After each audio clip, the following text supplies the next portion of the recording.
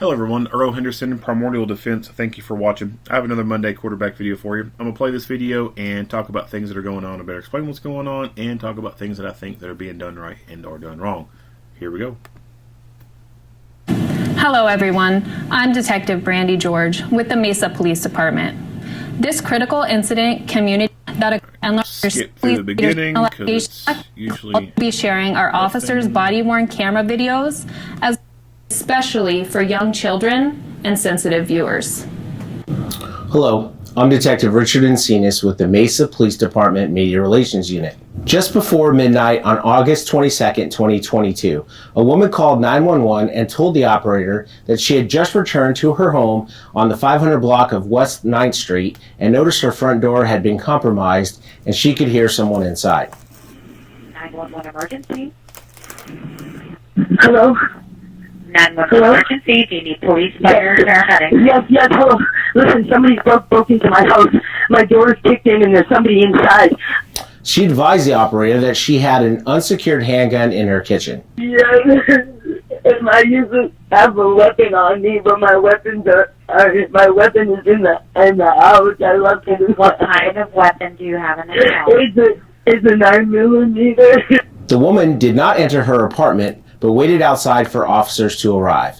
When officers approached the apartment, they began giving commands for the person inside to come out. Suspect in the back of Unit 1. This is the Mesa Police Department. Come out front with your hands up and empty. Officers saw a man, later identified as Abdul Basit Ishan, run from the apartment and try to force his way into a different You unit. want him to the north side, jump on the wall now, going into the alleyway, going to be coming out south now. Now jumping into the next residence here, just one south of where he was, back into that backyard. Yeah, Falcon, trying to backdoor.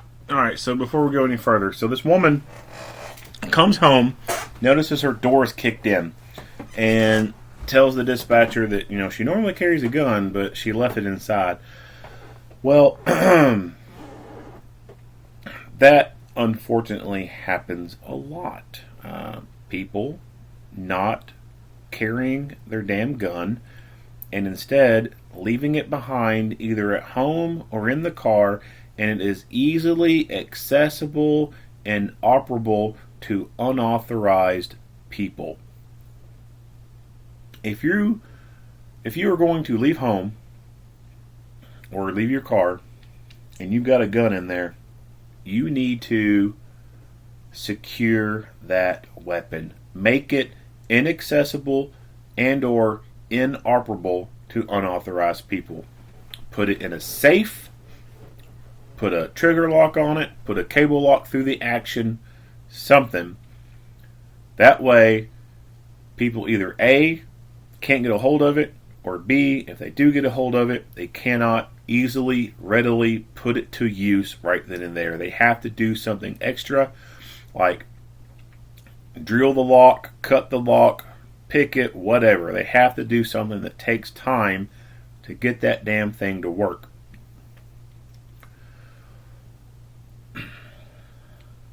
The majority of our guns that are found on the streets in this nation are stolen guns.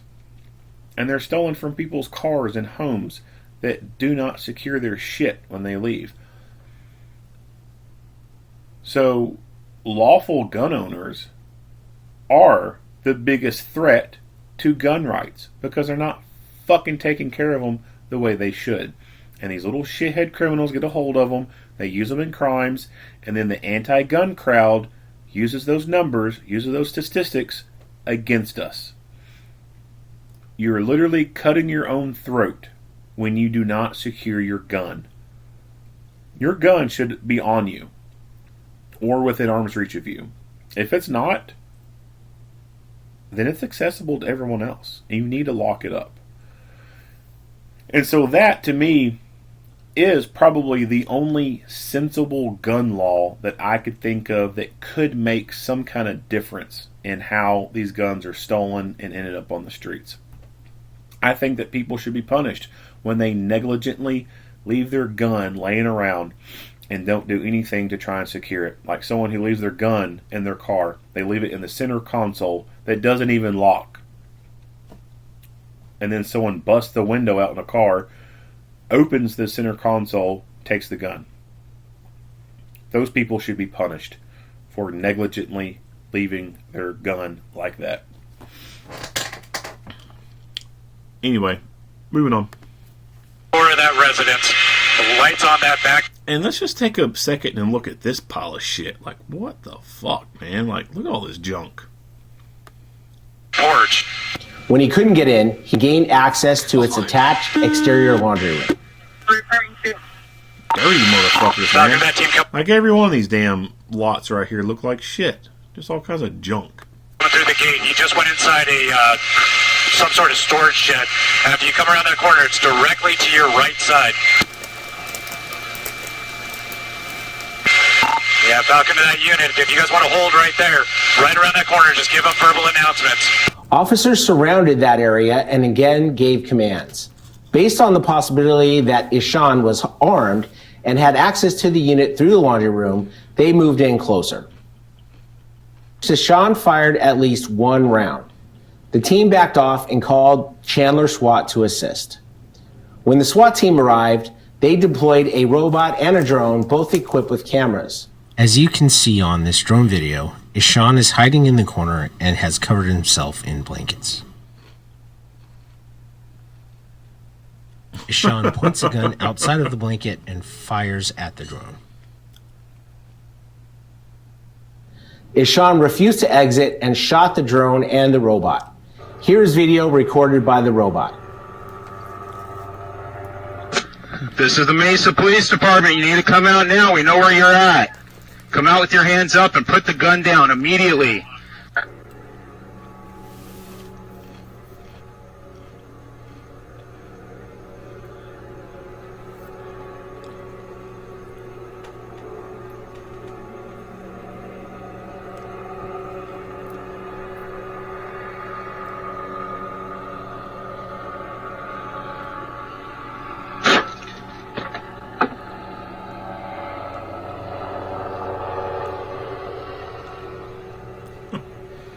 This guy's not very bright.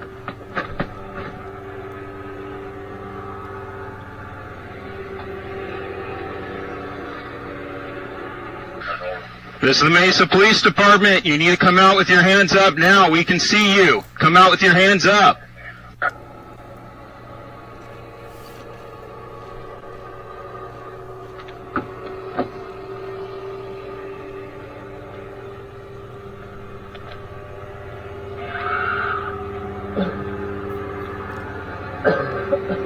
SWAT officers then deployed gas into the laundry room.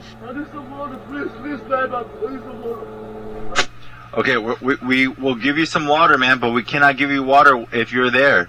Again, come on out with your hands up. And So, I don't know how they delivered gas into the room. I don't know if they threw a grenade in there, if they launched ammunition in there, or if this robot here is capable of spraying gas.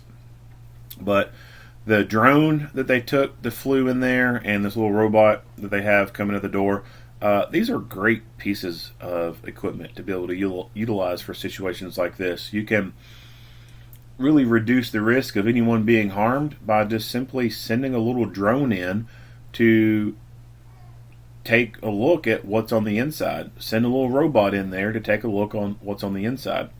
Really takes away all, I wouldn't say it takes away all the danger, but it really reduces the risks of people being unnecessarily injured and or killed. This robot here, like I said, I don't know if it has the ability to spray any kind of gas or anything like that, but if it does, that's a pretty cool little trick that it can do. And I think that that's something that is something that some of these companies should probably be looking at as far as what capabilities they want their products to be able to have. And I think that, for example, that drone, if that drone had the ability to have something like an OC fogger or like a CS fogger or something like that, it could fly in there and then just start spraying irritant in there. And of course, the rotors on the drone are going to cause that stuff to cause all that particulate matter and everything to really get stormed up and fly everywhere and spread out within that enclosed space right there. I think a fogger is probably the best thing to do. That way you can kind of really cover an area, an enclosed area, really good with that stuff.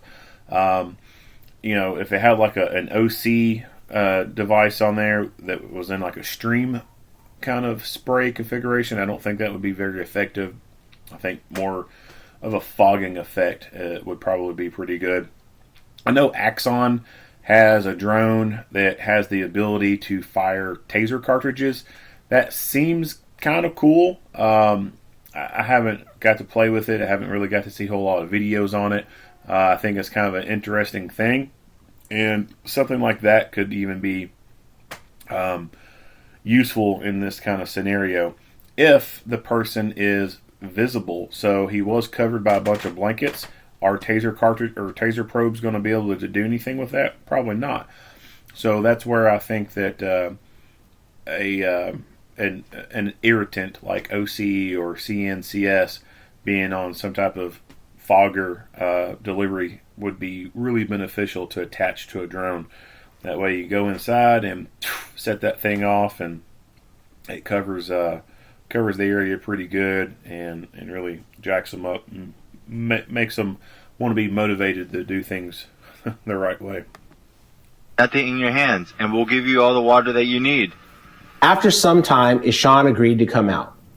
Despite clear instructions to keep his hands up, Ishan lowered his hands, pulled up his shirt, and reached toward his waistband. That is when the officer-involved shooting occurred. Ishan was placed in custody and taken to the hospital. During the investigation, a black handgun, along with multiple fired casings, were recovered from the laundry room. Abdul Basit Ishan is facing more than 24 felonies related to this case, including burglary in the first degree and aggravated assault with a deadly weapon. All of the information and evidence will be turned over to the Maricopa County Attorney's Office for review. Thank you for taking the time to watch this.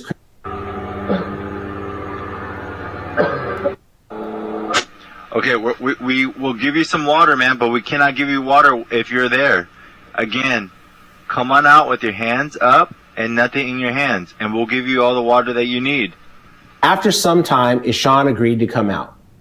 Despite clear instructions to keep his hands up, Ishan lowered his hands, pulled up his shirt, and reached toward his waistband. That is when the officer-involved shooting occurred. Face that he makes.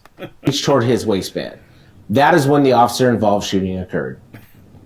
Ishan was placed in custody.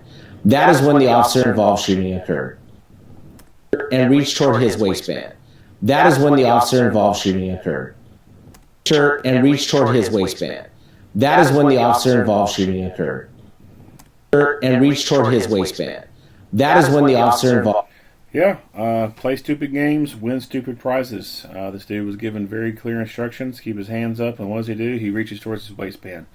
Again, like the previous video that I talked about, this video was or this incident occurred August 22nd, 2022. This guy, there's no way that this dude, for the last few years, has not seen any viral videos of police shooting people. There's no way he has not seen any viral news story about police shooting people. There's no way he has not seen some type of viral news article about riots that have occurred in any one number of places in this country over police shooting people.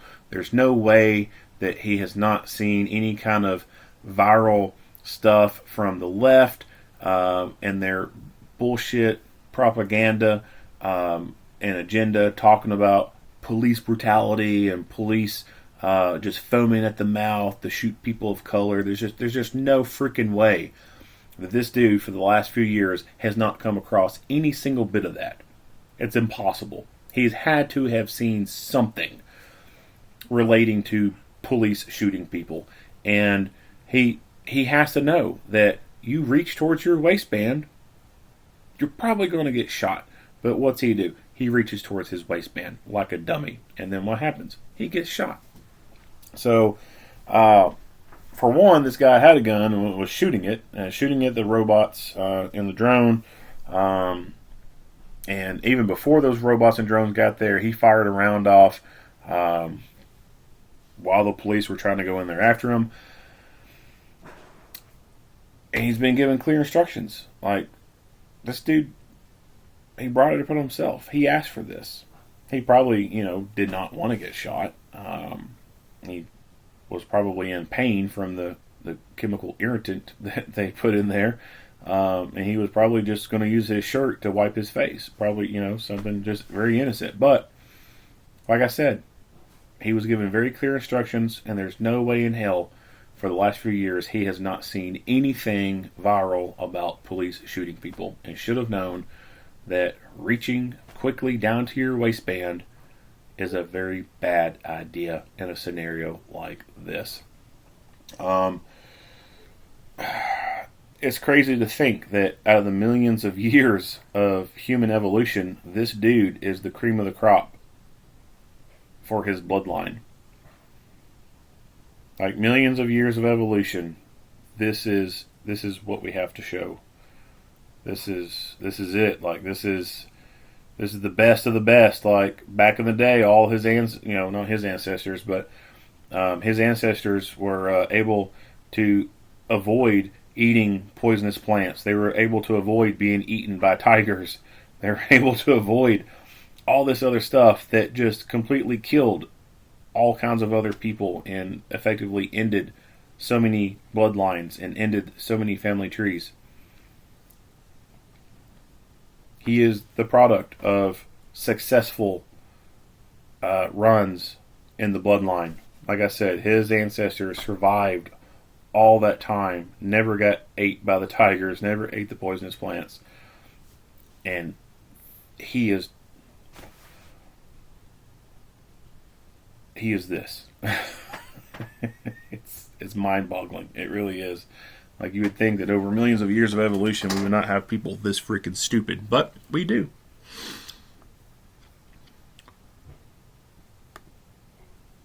Would not be surprised if